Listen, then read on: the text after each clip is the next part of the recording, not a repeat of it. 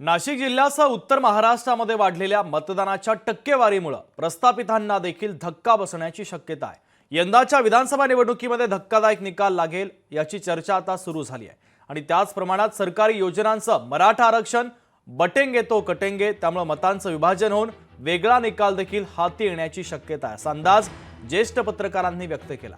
त्यांच्यासोबत संवाद साधला आमचे प्रतिनिधी महेश महाले यांनी। पाहूया।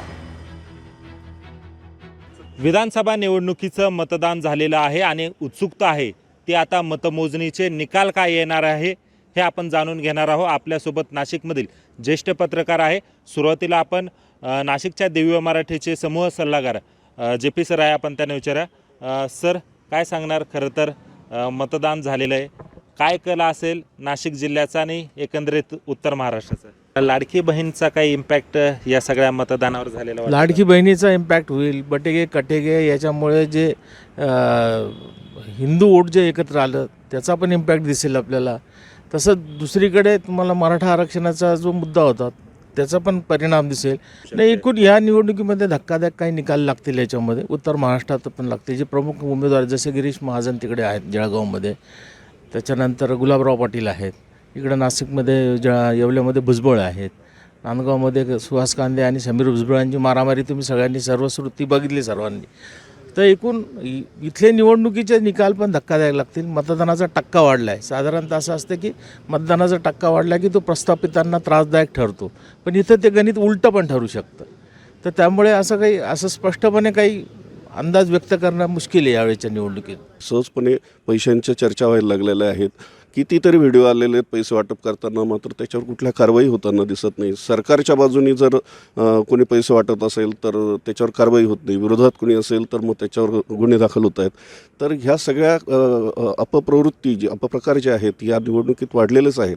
आणि दुसरीकडे जर दहशत पसरली, तुम्ही जिल्ह्याभरात बघितलं, विशेषतः नांदगावमध्ये मोठ्या प्रमाणात मारामाऱ्या झाल्यात। तिथे समीर भुजबळ आणि सुहास कांदे यांच्यात जो वाद झालेला आहे, अगदी मर्डरपर्यंतच्या धमक्या दिलेल्या आहेत आणि त्यामुळे मतदार हा थोडासा भेदरलेला आहे। मी तर म्हणतो मतदानाचा टक्का अधिक वाढला असता, परंतु ही दहशत इतकी वाढलेली होती की काही लोक मतदानाला जाणंसुद्धा असुरक्षित मानत असतील, विशेषतः असे जे संवेदनशील मतदारसंघ जे झालेले होते तिथे। तर त्यामुळे असं वाटतं की या दोन गोष्टींचा इम्पॅक्ट या निवडणुकीवर होऊ शकतो। पराभव तर काय कोणाचाही, म्हणजे इंदिरा गांधींचा सुद्धा झाला, त्याच्यामुळे तो काही विषय नाही। पराभव तर होऊ शकतो, तो कोणाचाही होऊ शकतो, तो नाही विषय। पण यावेळेस मतदान आणि सगळं गुंतागुंत जी आहे आणि सगळं विभाजन जे आहे मुख्य म्हणजे, तर ते असं आहे की कोणीच सांगू शकत नाही, की प्रेडिक्ट करू शकत नाही। स्वतः उमेदवार पण म्हणू शकत नाही छाती ठोकपणे की मी निवडून येईल किंवा मी अमुक मार्जिने निवडून येईल। जाहीरपणे किंवा मीडियासमोर म्हणायला ठीक आहे, पण त्यांनाही मनातून माहिती आहे की अशी परिस्थिती नाही आहे, कुठल्याच मतदारसंघात नाही आहे। त्याच्यामुळे धक्कादायक निकाल हे येणारच आहेत। किमान 3-4 ठिकाणी तरी धक्कादायक निकाल येतीलच।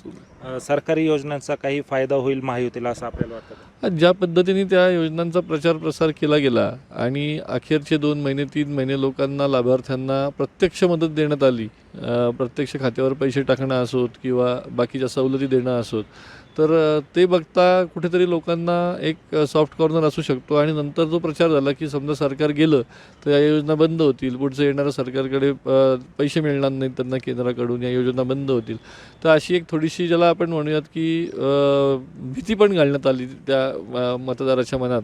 त्यात किती यशस्वी झालं आहे ती गोष्ट वेगळी आहे, पण तो एक इम्पॅक्ट नक्कीच येईल अशा योजनांचा आणि सरकारी योजनांचा मतदानावर यावेळेस, एवढं निश्चित। एकूणच आपण बघितलं का उत्तर महाराष्ट्र नाशिकमध्ये धक्कादायक निकाल समोर येण्याची जी शक्यता आहे ती ज्येष्ठ पत्रकारांनी या ठिकाणी वर्तवलेली आहे। महेश महाले, लोकशाही मराठी, नाशिक।